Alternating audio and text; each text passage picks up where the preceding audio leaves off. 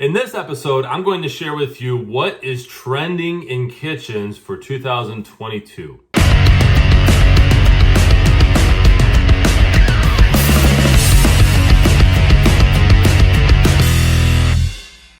Welcome everyone to this episode of the AskJasonGelios Show. I'm Jason Gelios, Michigan Realtor. Really appreciate you tuning into this episode. It means a lot to me that you're watching this. And if you're new to this show, welcome. Now, before we dive into this awesome content about what's trending in kitchens for 2022, I want to invite you to follow me on social media. All those links are in the description. And be sure to visit my website. It's allabouttherealestate.com. If you'd like to receive this show and other shows weekly in your email, go ahead and fill out that pop-up form that comes up on the website.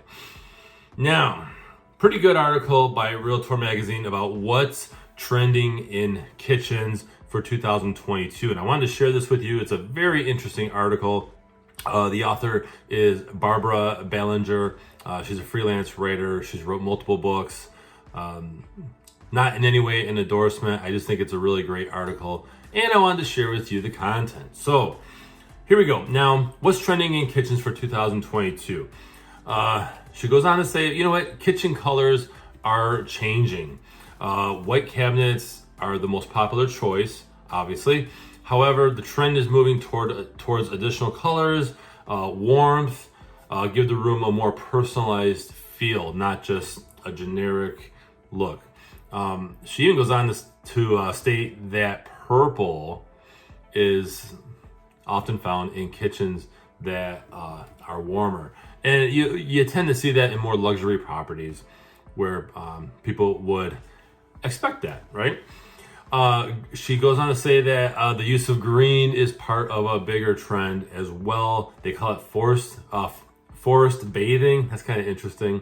Where you're surrounded by natural materials in a home. I talked about this in other videos where, indoor plants, things like that are becoming popular, even more popular, kind of like bringing the outside in, which is pretty interesting. So, okay, thinking wood. Now, in addition to color, right, wood veneers are also becoming a trend. And it kind of ties into, the natural materials feel. Wood and metal has always done well in a home, as far as I've seen. So some cabinets no longer require hardware. You can just touch and it'll open. Now, I like hardware in a kitchen personally. I like to just grab a handle and open it. I don't, although touching a cabinet and it just pops open, that's kind of cool too. But okay. But we're starting to see that. And then two, a variety of metals in the kitchen. So like gold, champagne, a matte black, which matte black is really cool finish. Rubbed oil bronze. It's pretty interesting. And then some warm browns as well. Another one is, LED technology. LED is not going away. It's such a huge trend right now in homes, and it saves a lot of energy. And you can get them in multiple types, like the soft white or the daylight, whatever type. Which, by the way, I always recommend the soft white in certain rooms to give you that nice home feel, okay? But LED is huge, and in some areas of the kitchen, you can add little LED lights to, like, under the cabinets, things like that. Sometimes, you can put it by where your feet are underneath the cabinet, and it just provides a nice ambiance. So they're saying that is huge right now. And then wall sconces, right? Nice little features. Low lights are key in a home to make a room feel more warm, not just ceiling lights. And then she also says that the recessed can lights have actually gone out of style because they make the ceiling look more cluttered. That's pretty interesting. Now, she goes on to state varied cabinets, so different types of directions, okay? European inspired design is huge, she says. This is kind of forming this renaissance in the kitchen. But think metallic paint hues, gold, silver, copper, all inspired by certain places on our continent, and then modern as well. Less maintenance is still key, though. This article states less maintenance has always been key, actually. you don't want to spend a whole lot of time maintaining these things or even cleaning these things. You want it to be nice, low maintenance. Another topic she covers is actually cooking healthier and smarter. So she brings up that many homeowners are considering a steam oven as today's appliance, which is pretty interesting. So it allows for healthier cooking, things like that. And you can get these in combination, appliances where it's part steam. I'm not a huge appliance expert, okay? And then this one doesn't surprise me either. Smart refrigerators. They have an internet and a screen in there, and you can download. It's basically on Wi-Fi, and you can download healthy recipes, things like that. Smart ovens that can be turned on via an app. I personally wouldn't use that, but that's kind of cool. Although I would never run an appliance if you're not home. That's just me. Anything from the washer to the actual oven, I would never have that run when I'm not home. This one doesn't surprise me. Larger flooring tiles. Okay.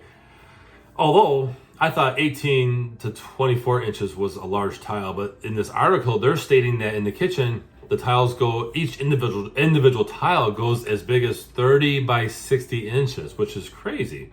The plank style tiles, right? They're longer and not as wide. Those are, I guess, going out of style, although I still think they look really good, but you're talking 30 by 60 inches, which is crazy. That's a pretty big tile. So pretty interesting. And then lastly, this one would be for pretty much a mansion. Doubling the island. So having 2 islands in a kitchen, I guess, is a huge trend. Again, this would be in your larger homes. Which, by the way, I'm going to link this article in the description below so that you can check it out. They have beautiful images that give you an idea of what we're talking about. But I just want to share this information with you. Now, I'm trying to picture 2 islands in a home. I mean, it would be huge. They have a picture here, but it's, 2 huge islands. So one might have a dishwasher in the actual island, which would be really cool. And then one might have the microwave in. Although I'm not a fan of the microwave being so low in an island. I like it to be higher up. But I'm 6'5", so maybe that's just me. Actually, share your thoughts. What do you think about a microwave that's lower in an island where you have to kind of lean over and put your food in there? I don't know. It's a cool space saver, but I don't know. Not a huge fan.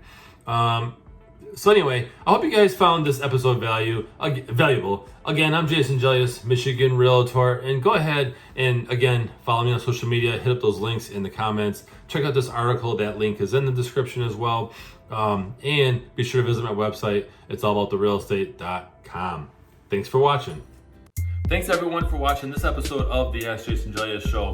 Be sure to visit the links in the description below to pick up your copy of my real estate book, Think Like a Realtor. It's a little book about buying and selling residential real estate through the eyes of a realtor.